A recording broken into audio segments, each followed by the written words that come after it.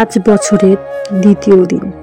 আজকে ভীষণ কুয়াশা, মনে হচ্ছে এই জানুয়ারি মাস টোটালটাই কুয়াশায় ভরা থাকবে।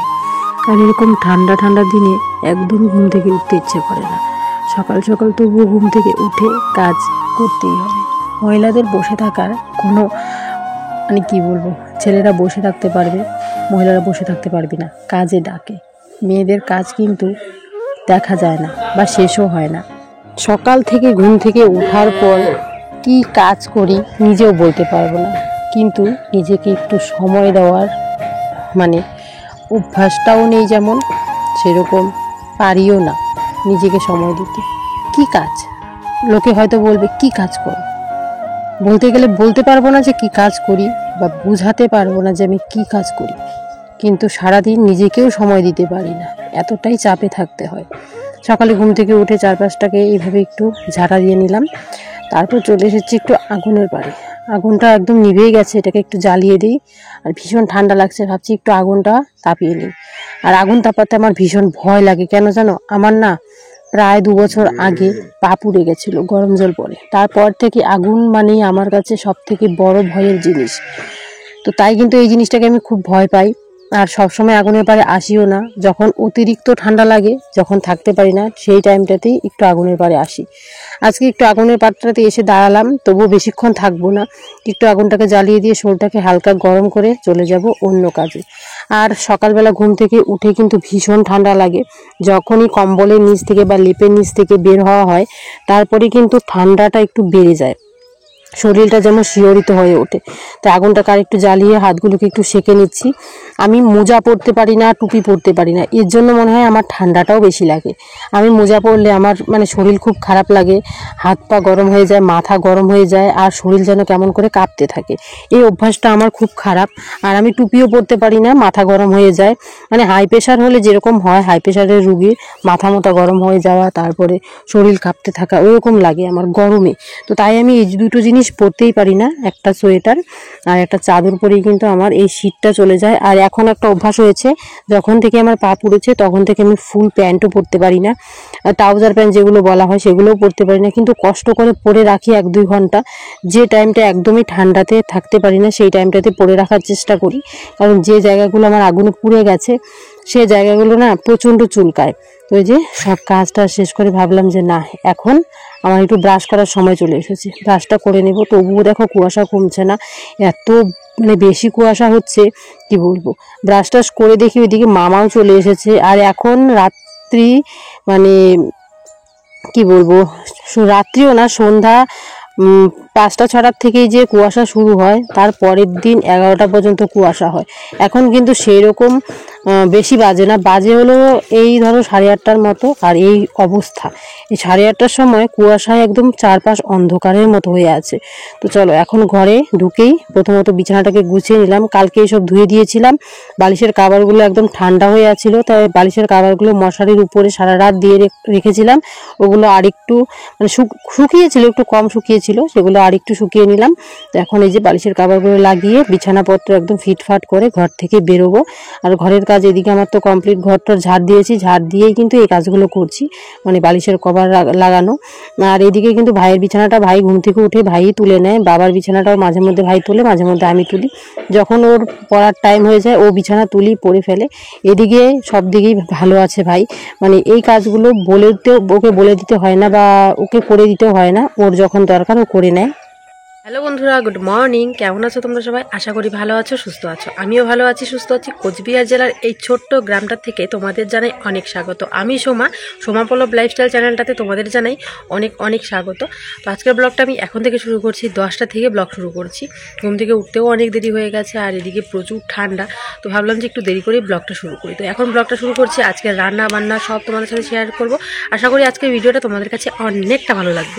বড়দের প্রণাম আর ছোটদের ভালোবাসা জানিয়ে আজকের ভিডিওটা আমি এখান থেকেই তোমাদের সাথে শেয়ার করবো। তো চলো দেখতে থাকো। এই কিন্তু মা সকাল সকালই দেখো ভাত বসিয়ে দিয়েছে। যতই হোক, যতই ঠান্ডা থাক, যত কিছু থাক, ভাতের কাজ কিন্তু ভাতেই করে, এই খাওয়াটা কিন্তু টাইম মতো খুবই দরকার। তো এদিকে সকাল সকাল মা বসিয়ে দিয়েছে ভাত। আর আজকে তোমাদের দেখাই 2 রকমের শাক আছে বাড়িতে, কোনটা রান্না করবো এটাই ভাবছি। এদিকে কালকে আমি বিকেলবেলায় এই শাকগুলো তুলে এনেছি, এই শাকগুলো বেশ ভালো লাগে আমার কাছে। আর তার আগে আমি দেখিনি শাকগুলো, মা নিয়ে এসেছে যে সর্ষে শাক। এখানে আছে সব সর্ষে শাক, এই দেখো প্রচুর সর্ষে শাক আছে এখানে। তো কোনটা রান্না করব আজকে এটাই বুঝে পাচ্ছি না, দেখি মা কি বলে। এই শাকগুলো বাছতে হবে, মা একদম গোড়া থেকে তুলে নিয়ে এসেছে, আর এগুলো বাছতে হবে না, এগুলো আমি এমনি তুলেছি। তো এই যে শাক, দেখা যাক কোনটা রান্না করি। তো ওই যে বেগুন আছে দুটো, এই বেগুন দিয়ে রান্না করবো। আর শাক সব থেকে বেগুন দিয়ে ভালো লাগে। এই কয়েকটা বেগুন আর পেঁয়াজ আর আলু আছে, আর সেরকম সবজি নেই। বাবা আনবে হয়তো মাছ, তো মাছ আনলে মাছ রান্না হবে। তো চলো এখন রান্নার কাজে লেগে পড়ি।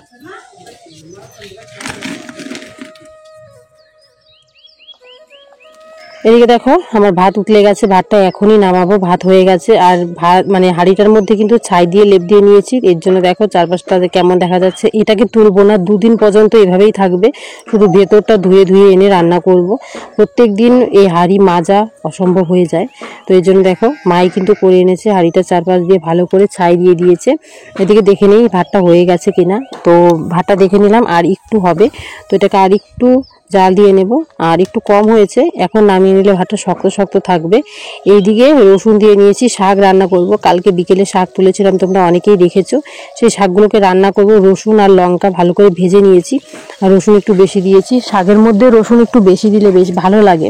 আর আমাদের বাড়িতে কিন্তু শাক একটু তেল বেশি দিয়ে খায়, কারণ আমরা একটু শাক ভাজা ভাজা খাই, সেরকম জল জল খাই না, তার জন্য একটু তেল বেশি করে দিলে মার ভালো লাগে। আর এদিকে কিন্তু আমাদের বাড়িতে আমাদের মানুষ যারা আমরা 4 জন আছি, 4 জনের যেমন পছন্দ করি সেরকম করে রান্না। এদিকে দেখো একটু তেল টেল দিয়ে তারপর কিন্তু শাকটাকে দিয়ে নিয়েছি। এই শাকটাকে প্রথমত আমি একটু ফাঁপ দিয়ে নিয়েছিলাম বেগুনগুলো সিদ্ধ হওয়ার জন্য, কারণ এখন পুরনো বেগুন সহজে সিদ্ধ হতে চায় না, তাই কিন্তু এগুলোকে আমি ভালো করে ফাঁপ দিয়ে নিলাম। আর বেগুনগুলো এনেছে বাবা অনেক কয়েকদিন হয়ে গেছে, তাই পুরনো বেগুন বললাম। আর এদিকে দেখো ভালো করে তেলের মধ্যে নাড়াচাড়া করার পর শাকটার কালারটাই পরিবর্তন হয়ে এসেছে। হলুদ আর একটু লবণ দিয়ে নিয়েছিলাম, কারণ শাক যদি একটু বেঁচে যায় হলুদ দিয়ে রাখলে নাকি রাত্রেও খাওয়া যায়, তাই অল্প একটু হলুদ দিয়েছিলাম। আর এদিকে দেখো সব সবজি কেটে নিয়েছি, এদিকে করবো এই সব সবজি দিয়ে শুকনো মাছ। এখানে মিষ্টি লাউ কেটেছি, মিষ্টি লাউটা পচে গেছিলো হাফ, আর হাফটাকে কেটে নিয়েছি। মিষ্টি লাউ দিয়ে কিন্তু শুকনো মাছ আমার কাছে বেশ ভালো লাগে। লাউয়ের ডাঁটা, সিম অনেক কিছু দিয়ে কিন্তু এখানে সবজিটা করব শুকনো মাছের। এটাকে ধুয়ে নিয়ে এসেছি, এখানে জল ঝাড়তে বসিয়ে দিয়েছি। জলটা ঝরে গেলেই কিন্তু মানে রান্না শুরু করে দেবো। এখন যা রসুন শুকনো মাছ যা দরকার সেগুলোকে একটু রেডি করব। এদিকে দেখো সিমগুলো খুব সুন্দর, একদম তাজা তাজা সিম। এই দেখো এই যে লাউ হয়েছে, মানে আমাদের গাছেরই লাউ। আর বাবা চলে এসেছে বাজার থেকে, তো চলো বাবা মাছ এনেছে, মাছগুলোকে নামিয়ে নিই। সব নাকি মাছ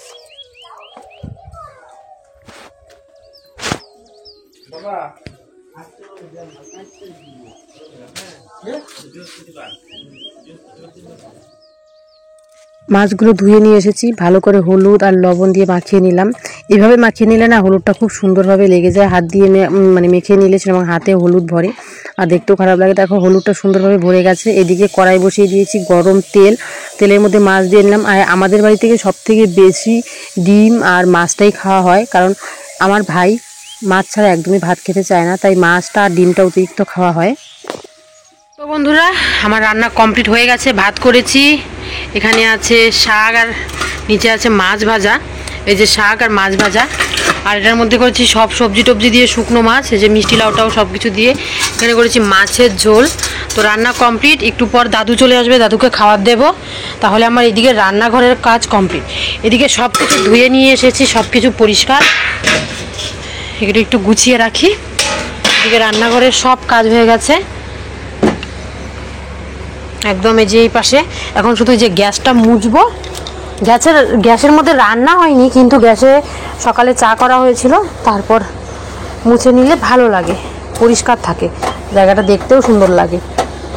গ্যাসটা নোংরা থাকলে দেখতে খারাপ লাগে, তাই যে গ্যাসটাকে একটু মুছে নিলাম। একটু চা করা হয়েছিল, তাই দেখো একটু যে স্পট হয়েছে, চায়ের দাগ ভরেছে, তাছাড়া কিছুই না। তো এইদিকে আমার কাজ কমপ্লিট, রান্নাঘর একদম পরিষ্কার করে নিয়েছি, পুরো ঘর ঝাড় দিয়ে টিয়ে একদম পরিষ্কার, ডাইনিং টেবিল সব পরিষ্কার। বাবা খাইনি, মা আমি ভাই খেয়ে নিয়েছি। বাবা বাজার থেকে এসেছে অনেকক্ষণ হলো, তোমরা দেখলেই তো, এসে বললো খাবে না, তো তাই এখনও বাবা খাইনি, যখন খাবে তখন ভাত দেবো। আর ওপাশে আমাদের বাড়ির সামনের বাড়িটাতে ধান ভাঙাচ্ছে, ওই বড় গাড়ি দিয়ে প্রচুর ধুলা হয়, তাই ঘর টর সব বন্ধ করে রেখেছি, একদম দুটো ঘর জ্বালানা সব বন্ধ। তো চলো তোমাদেরকে দেখাই। ওই দেখো, ওই যেখানে ধান ভাঙাচ্ছে, এই যেখানে ধান ভাঙাচ্ছে প্রচুর প্রচুর নোংরা হচ্ছে। দেখো এত ধুলো, পুরো বাড়িটা ধুলোময় ধুলো হয়ে গেছে। আর এই যেখানে বোন কিন্তু খেলছে, ক্যামেরা দেখে লুকিয়ে পড়েছে ও, ওখানে রান্নাবাটি খেলছে। ছোটোবেলায় আমরাও এইভাবে খেলতাম। এই দেখো এখানে পুরো ধুলো হয়ে গেছে। তো চলো পরে আবার তোমাদের সাথে কথা বলছি, এখন একটু রেস্ট করি, তারপর বাবাকে খাবার দেবো, দাদু আসলে দাদুকে খাবার দেবো, তারপর তোমাদের সামনে আসছি। সারাদিনে তোমাদের সামনে আর আসতে পারিনি, এতক্ষণে তোমাদের সামনে চলে এলাম। এখন প্রায় বিকেল হয়ে গেছে, আর একটু পরে সন্ধে নেমে আসবে। এই দেখো সূর্যি মামা প্রায় ডুবে যাচ্ছে। একটা পার্সেল আছে, একটু পর পার্সেলটা আসবে, তো সেই পার্সেলটাই নেব। তো আমাকে 3-4 বার ফোন করা হয়ে গেছে, কখন নিব পার্সেল, কখন নিব। তো বললাম নিয়ে আসতে, এখনও নিয়ে এলো না। কিছুক্ষণের মধ্যে পার্সেলটা চলে আসবে। তো কি পার্সেল, কেন নিয়েছি সব তোমাদের দেখাবো। তো চলো পার্সেলটা আসুক, তারপর তোমাদের দেখাচ্ছি।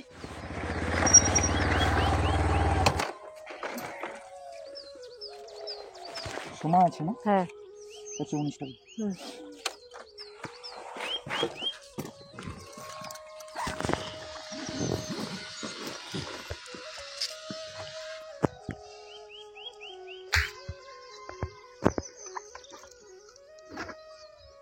তুমি কি ব্লগ করো নাকি?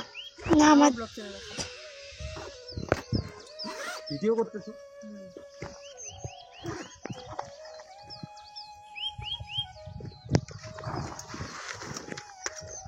আরেকটা ফোন করছিল, ওটা আকার, ওই যে তোমারটা না তো, না ওটা অন্য নাম্বার, প্রথমে 11 দিয়ে শুরু।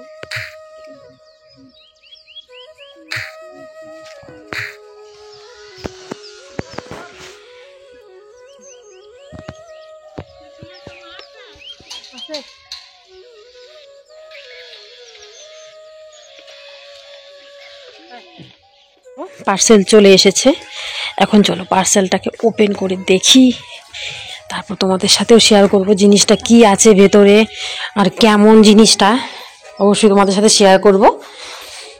চলো ফার্স্ট এটাকে ওপেন করতে হবে।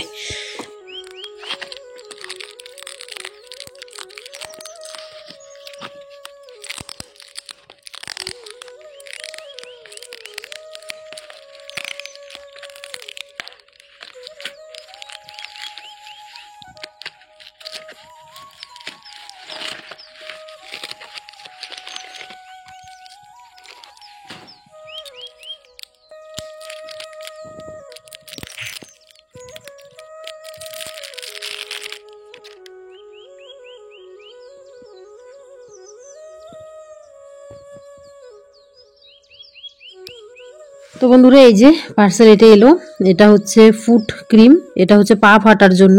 অনেকের দেখবে শীতকালে পা ফেটে যায়, খুব বেশি ফেটে যায়, তো ওর জন্য কিন্তু এটা আনা হয়েছে। এটা আমার আর মায়ের দুজনেরই প্রচুর পা ফাটে আমাদের, তোমাদের দেখাই পায়ের অবস্থা আমাদের।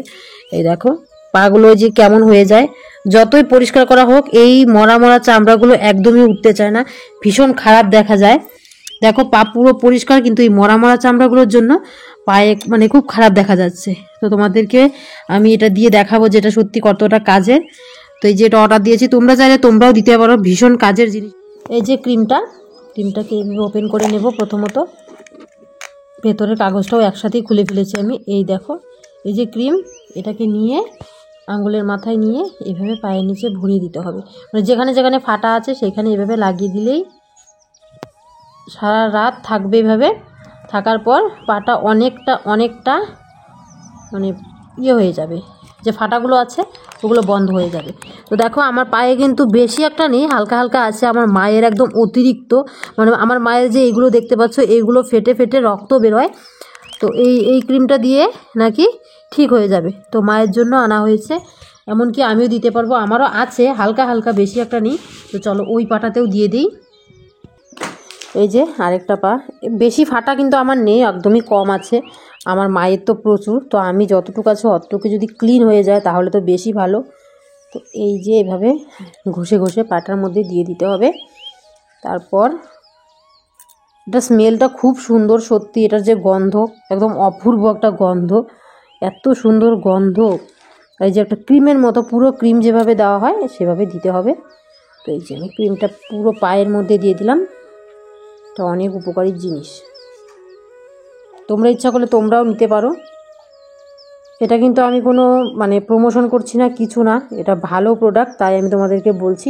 অনেকের এই অসুবিধেগুলো হয়, পায়ের মধ্যে ভীষণ পা ফাটা থাকে, ভীষণ দেখতে খারাপ লাগে, ভীষণ খারাপ দেখা যায়, আর এরকমই মানে অসুবিধে থাকে, তাই বলছি তোমরাও নিতে পারো।